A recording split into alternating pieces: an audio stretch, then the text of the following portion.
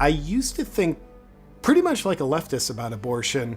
Not only did I think women should have the right to an abortion, I thought getting an abortion was a pretty empowered choice for a woman to make. Like, you go girl, kill that baby. And I also used to think that like in the first trimester, the baby that you're about to kill, it's not really a baby yet, because I've heard other people say that, and it's a pretty convenient thing to think. I will unapologetically say that pretending a baby isn't a baby and then killing the baby is not a virtue.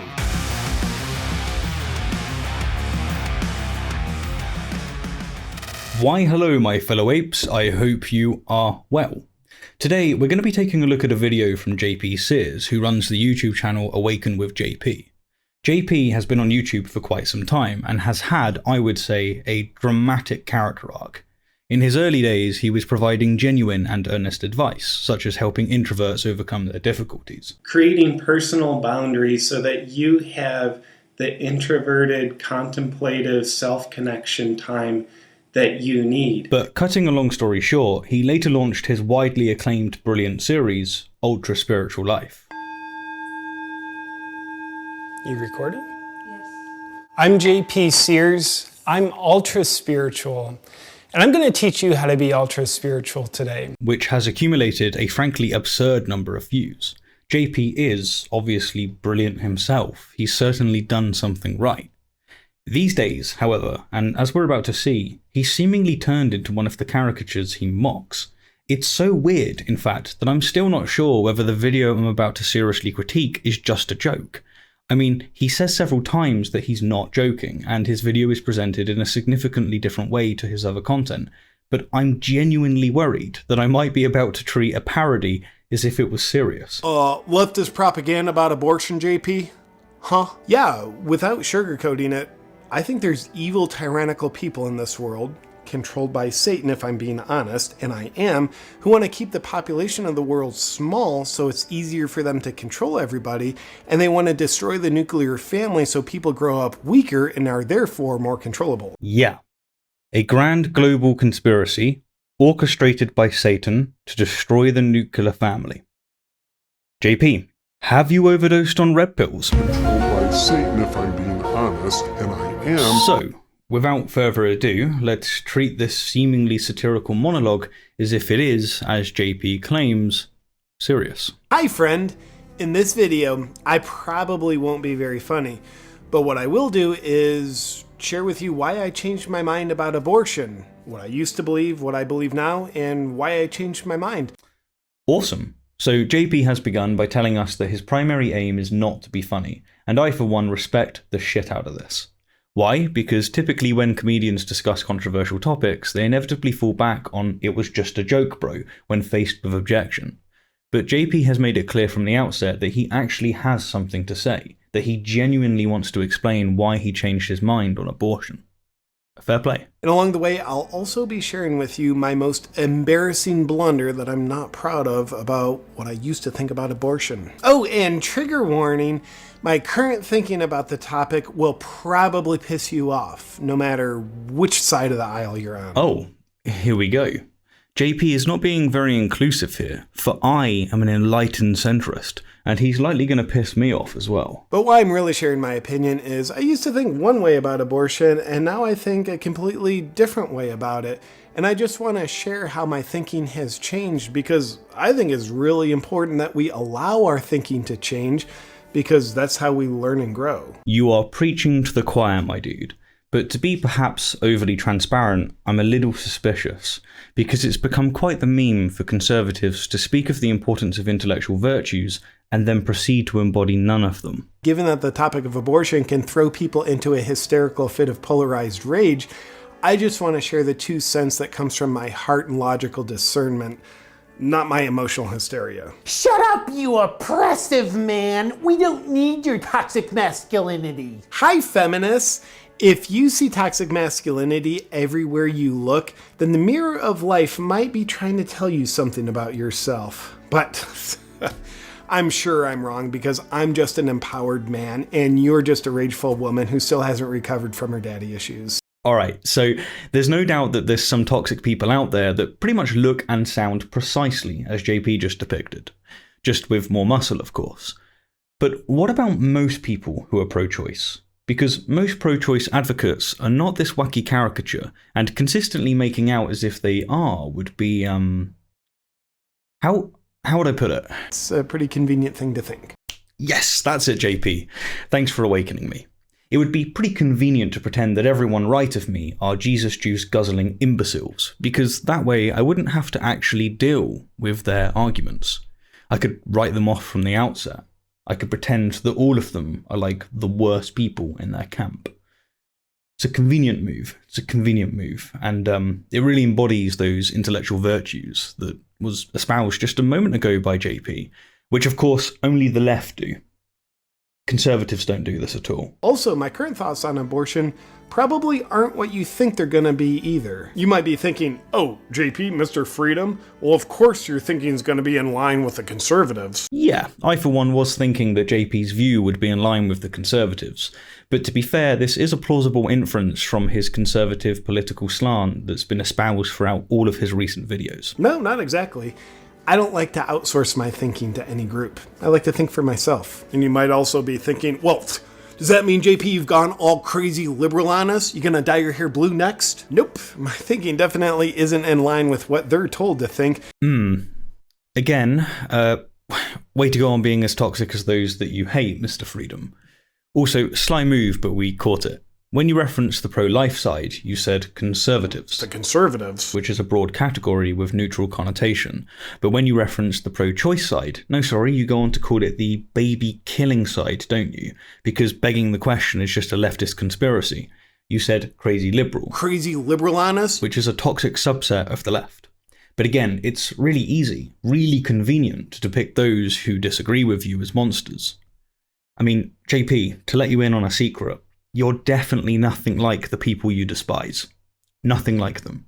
You're the good guy. So let me explain, starting with what I used to think about abortion, and at the end we'll get to what I do think about abortion now. I used to think pretty much like a leftist about abortion. Not only did I think women should have the right to an abortion, I thought getting an abortion was a pretty empowered choice for a woman to make. Okay, but to what extent, JP? There's not just one pro-choice position, is there? Did you think it was fine up until 6 weeks when a heartbeat kicks in? Or 6 to 8 weeks when rudimentary brain function emerges? Or around 20 weeks when pain reception is evident? Or 22 to 24 weeks when the cerebral cortex functions? Or, to give just one more example, were you okay with it up until when the baby can survive outside the womb? Because, conflating all of these positions is a pretty convenient thing to think. Not only did I think women should have the right to an abortion, I thought getting an abortion was a pretty empowered choice for a woman to make. Like, you go girl, kill that baby. Again, that's some choice words with a baked-in conclusion that reflect, I'm sure, how your views have matured.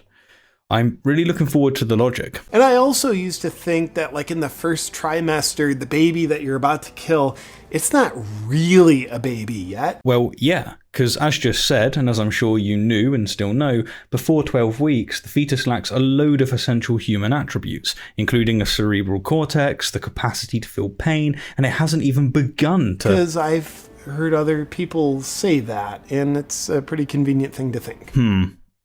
Okay.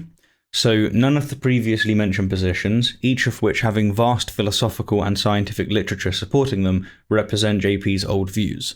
No, instead, he just believed what others told him. Well, fair enough, I guess. It's stunning and brave for JP to admit that he had a view that he hadn't in any way scrutinised. And I'm only somewhat being facetious here. I think that at some point we've all accepted a crucial proposition without having adequate reason for doing so. And JP admitting this publicly... Alright, fair enough. Here's my most embarrassing blunder about my old thinking about abortion. Now, I'm not proud of it, but it's true, so I'm going to share it. Here it is. The thinking that was going through my mind about abortion, it wasn't my thinking. The leftist propaganda about abortion got to me. I'll admit it. I fell for it. You fell for what, JP? What are you calling propaganda? Is it the science of the nervous system, the biological development of fetuses? Is it the fact that if you force someone who's not prepared to carry a fetus to term, then you'll likely fuck up both of their lives? Like, what are you calling propaganda? Because without telling us, you're just virtue signaling. And it's 100% my fault. It was nothing other than mental weakness and a lack of self-awareness on my part that allowed it. And the scariest thing about it was I didn't know it was propaganda. I thought it was my own thinking. But JP, you're not awakening us. What precisely did you think was propaganda? What specifically did you think was your own thoughts, but it was actually someone else's? What is the point in telling us why you changed your mind if you're not going to tell us precisely what you once thought? Leftist propaganda about abortion, JP? Huh? Yes, huh. Give us at least one damn You know what? JP called it. He called it. I'm getting triggered. I'm getting bloody triggered. So I guess that means that the right wins, the left can't meme, and that we should just establish a theocracy. Leftist propaganda about abortion, JP? Huh? Yeah, without sugarcoating it, I think there's evil, tyrannical people in this world, controlled by Satan if I'm being honest, and I am, who want to keep the population of the world small so it's easier for them to control everybody, and they want to destroy the nuclear family so people grow up weaker and are therefore more controllable. And knowing's half the battle. And this is where I can't tell if this is a joke. Is JP actually serious here? If I'm being honest, and I am... Fine, I'll treat you as if you're being honest. So, you cry leftist propaganda without offering any evidence whatsoever, and then in the next breath, you drop this complete bollocks. The US government couldn't even conceal President Clinton's affair, and yet you believe that across the globe, governments with completely different values and agendas have got their shit together so consistently and so effectively as to conduct a conspiracy of power that will take literally generations to come to fruition. Yet, JP, this might be a good time to use the "it was just a joke" card. I'm just saying. Getting people to get abortions is a big strategy of theirs, and they get people to get abortions through their propaganda that gets people to think that not only are abortions okay, but abortions should be a celebrated, empowered choice. JP, if I'm being honest, and I am, you genuinely have become more ridiculous than the worst of those you mock. Conveniently brushing off all pro-choice positions and arguments by lumping them into some grotesque caricature, and then appealing to a grand conspiracy without offering a whisk of evidence is, well,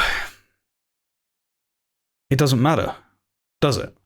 Because your epistemic bubble loves you. You're taking on the toxic left, damn it, with facts and logic that they just can't handle. Such stunning, much brave. You've got nothing to worry about. Your audience doesn't care.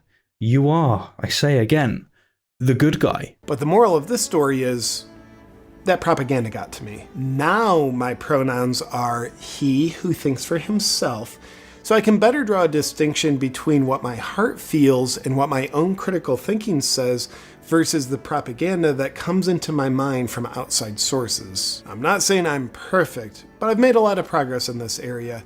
Thus, I no longer believe abortions are just okay, and I certainly don't believe there's something to be celebrated. While people might celebrate, say, a successful knee surgery, having a nice barbecue or something, who the hell celebrates an abortion? Like, hey, well done, Charlotte, let's all crack open some beers and celebrate you terminating your pregnancy due to your young age and socioeconomic privation. No, JP is again utilising misleading and loaded language. If anything is celebrated by pro-choice advocates, it's the values of liberty and freedom. Celebrating the freedom to, say, have the ability to drink alcohol doesn't necessitate also celebrating having a hangover. I look at what I used to think and what's all over the leftist media today, and it's very clear that people are being persuaded to think about abortion as a virtue. You know what would be actually virtuous?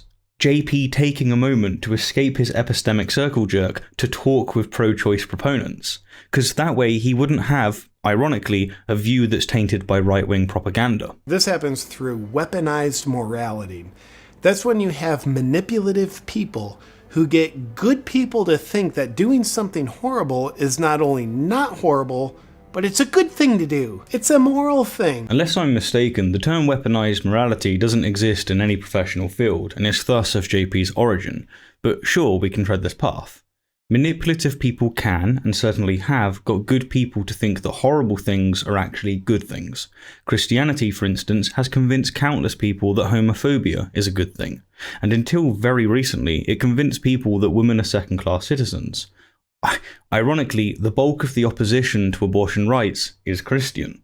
So, I agree with JP, and I'm intrigued to see how he's going to tie this to the pro-choice side. In Nazi Germany, it was turn your neighbor in to face a certain death because it's the right thing to do. Now it's scream at your neighbor for not getting jabbed because it helps keep everyone safe. Or peacefully burn down buildings in Portland because racial equality is important. Or get an abortion because of women's empowerment. Sound familiar? Yeah. It's all weaponized morality. I will unapologetically say that pretending a baby isn't a baby and then killing the baby is not a virtue. What's painfully ironic here is that while accusing others of wielding weaponized morality, JP is doing precisely this. He's a grotesque embodiment of what he claims to despise. Let's play JP's game. Here's a horrible thing, according to a lot of people, stripping liberty rights from half the human race. And JP is attempting to convince us that this horrible thing isn't actually a horrible thing by weaponizing morality. I will unapologetically say that pretending a baby isn't a baby and then killing the baby is not a virtue. Rather than earnestly engaging with pro-choice advocates, understanding their nuanced positions, and offering insightful refutation, JP is very conveniently defining the entire pro-choice side as pretending a baby isn't a baby, as to kill the baby and then celebrate such an act as a virtue. Again, JP, give us the definition of weaponized morality, will you? That's when you have manipulative people who get good people to think that doing something horrible is not only not horrible, but it's a good thing to do. And to think, JP once taught self-reflection. Quite the arc.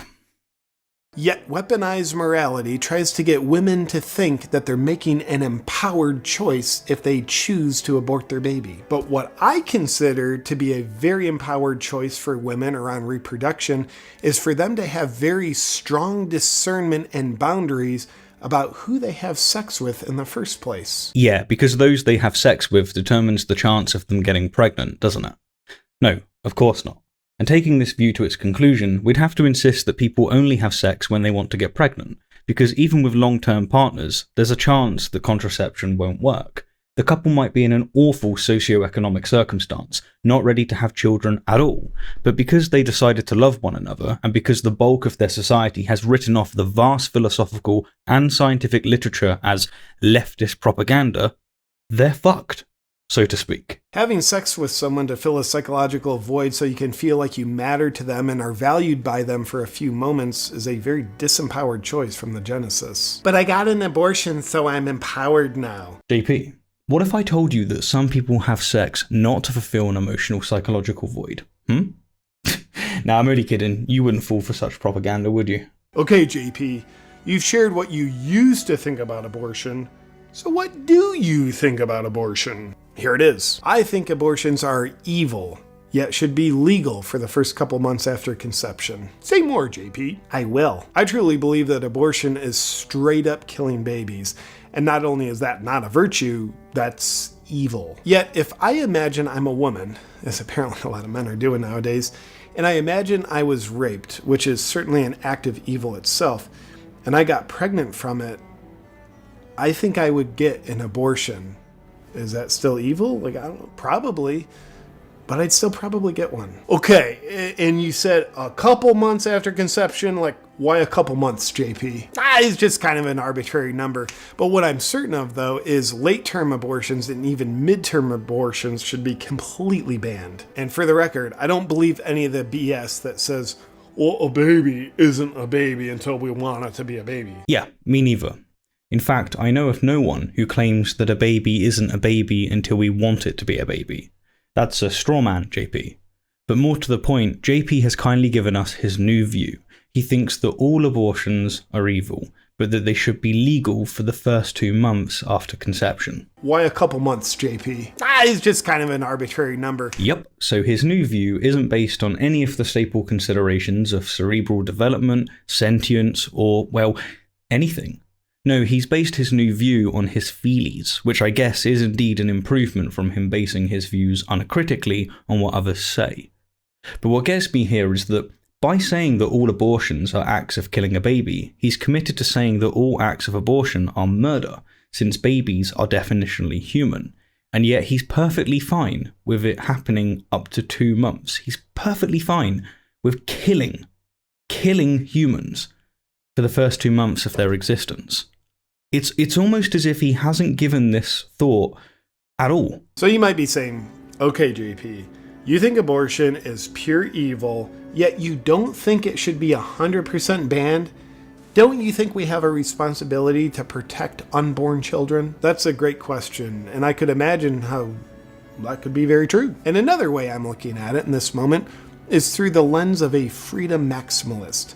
For the baby inside that mother, God has assigned that mother and father to be the protectors of him or her. If your view is going to invoke your faith, JP, then surely you know it's going to have no convincing force on those who don't share your faith, believing in the devil, grand conspiracies, and so on.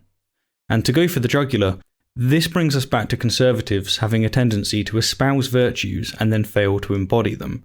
In the name of freedom, JP wants to straight up ban abortions after 8 weeks. That is, rob the freedom of females, based on his feelings, which is heavily informed by his faith. Are you serious?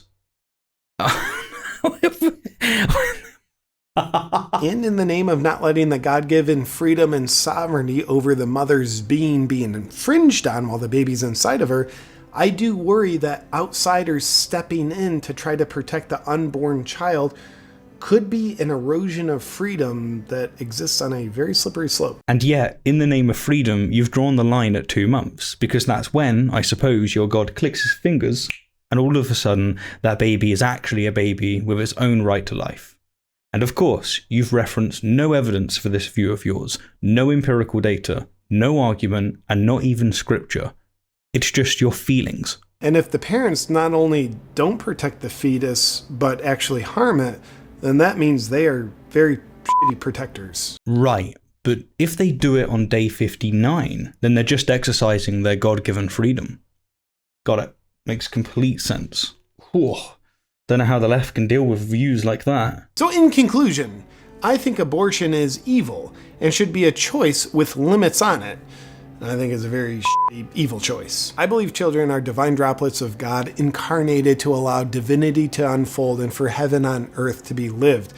And I think the killing of divine droplets of God is nothing other than satanic. Further, in conclusion, I believe there's vicious propaganda out there that tries to frame abortion as a virtuous thing to do. I recommend never outsourcing your thinking to the propaganda or the evil tyrants controlling it, while you think for yourself instead. And if you really want to think for yourself, I recommend actually digesting some of the completely free content, the vast knowledge that's available at your fingertips. If you're in the pro-life camp, for instance, then rather than conveniently dismissing the entire pro-choice camp by weaponizing morality to paint them as utter, deluded, evil monsters, why not earnestly engage with them, listen to their concerns, hear their arguments, be anything other than the toxic assholes that we all despise? Anyhow, as always, thank you kindly for the view, and an extra special thank you to my wonderful patrons and YouTube members. Cheers all.